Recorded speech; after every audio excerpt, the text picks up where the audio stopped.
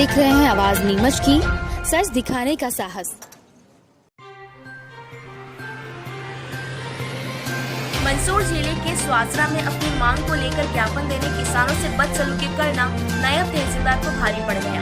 किसानों ने नायब तहसीलदार के खिलाफ जमकर नारेबाजी की और विरोध प्रदर्शन किया और अपनी फसल ही नायब तहसीलदार के ऊपर फेंक दी। मौके पर पहुंचे वरिष्ठ अधिकारियों ने मोर्चा संभाला और किसानों को शांत किया।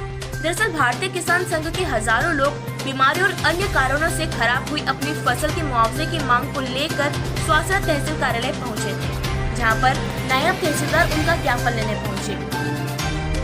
किसान कृषि विभाग और उद्यानिक विभाग के अधिकारियों के नायब तहसीलदार को शिकायत करना चाह रहे थे, तभी नायब तहसीलदार भड़क गए और किसानों को बोला कि तुम बहस करने आए हो या मुझे ज्ञान बांटने?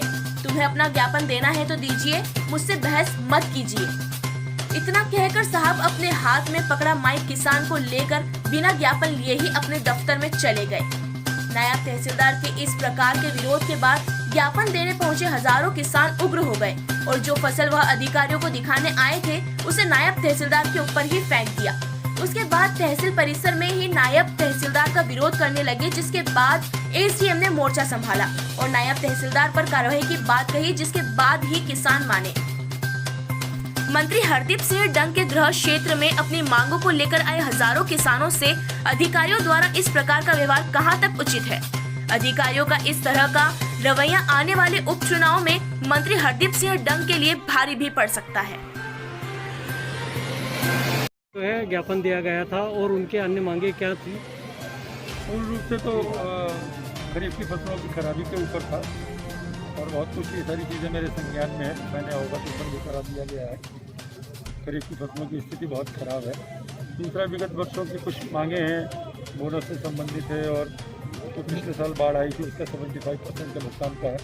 तो सारी चीज़ें हम लोग के संज्ञान में है और हम लोग तहसीलदार को लेके जो डिस्प्यूट हुआ है इन लोगों के बीच में वो क्या मामला है? ऊपर अवगत करा दिया है और निवेदन करेंगे साहब से इसके लिए जो मुकम्मल बंदोबस्त हो।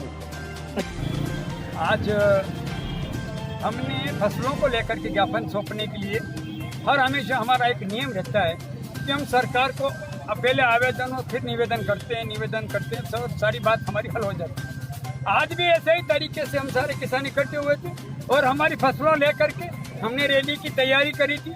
माननीय थाने से कुछ समाचार आया, बोले भाई साहब हमारे पास पुलिस नहीं है। हमने कहा आपकी कोई जरूरत नहीं पड़ेगा और हम कई ऐसा कदम में उठाएंगे जिससे आपको नीचा देखना पड़े। पूरे बाजार बस स्टैंड तक हमारी रैली गई, कोई किसान ने कोई कदम गलत नहीं उठाया। उसके बाद में यहाँ पे आए, हमने तहसीलदार जी से बुलाया और तहसीलदार से कहा 4 अधिकारी चाहिए, कृषि विभाग, उद्यानिक विभाग, राजस्व विभाग और बिजली विद्युत मंडल का कर्मचारी, जिसमें मौजूद नहीं थे। हमने उनसे कहने के तहसीलदार साहब से कहा कि आप वो अधिकारी कहाँ हैं? बोले तुम बहस करने के लिए आए कि तुम यहाँ पे ज्ञापन देने के लिए आए? तुम मुझे ज्ञान बांटने के लिए आए? तुम्हें ज्ञापन देना कि नहीं देना? मैंने कहा तहसीलदार साहब आप थोड़ा सा ध्यान धरें, तहसील के मालिक मजिस्ट्रेट हैं, कैसे बोल रहे हैं? बोले कि मैं सत्य बोल रहा हूँ, ज्ञापन देना हो तो दे, नहीं देना हो तो ये चला।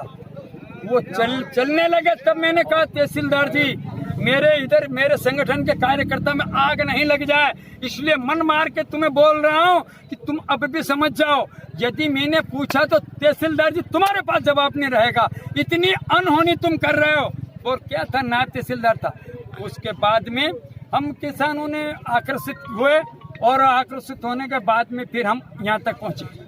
सड़क पर बैठ के नाराबाजी करी। सड़क पर बैठ करके किसान थे, धरना नहीं देने का था लेकिन मजबूरन धरना दिया। किसान तो आक्रोशित है, इनको बहुत हाथ जोड़े लेकिन इनने बैठ गए, वो धरना ही मान लो उसको। तहसीलदार के रवैये को लेकर एसडीएम साहब ने क्या आदेश दिया? तहसीलदार के रवैये लेकर एसडीएम साहब ने कहा कि मैं कोशिश करूंगा। मैंने उनको हल्के फिर भी कान में कहा, एसडीएम साहब तुम बोल कैसे रहे हो? करूंगा, यहाँ आग लग रही है, तुम एक काम करोगे, आप कुछ नहीं कर सकते, कलेक्टर साहब से बात कराओ। कलेक्टर साहब से बात करवाई और कलेक्टर साहब से कहा कि एसडीएम साहब और मुझे भी निकलना मुश्किल है, यहाँ मेरे कार्यकर्ता मुझे ही घेर लेंगे। तब कलेक्टर साहब ने कहा बिल्कुल चिंता ना करें, आप एसडीएम साहब से बात करवा दें। फिर एसडीएम साहब से बात करवाई, एसडीएम साहब ने कहा कि उनको हटाया दिया जाएगा, 2 रोज के अंदर अंदर नायब तहसीलदार को हटाया जाएगा।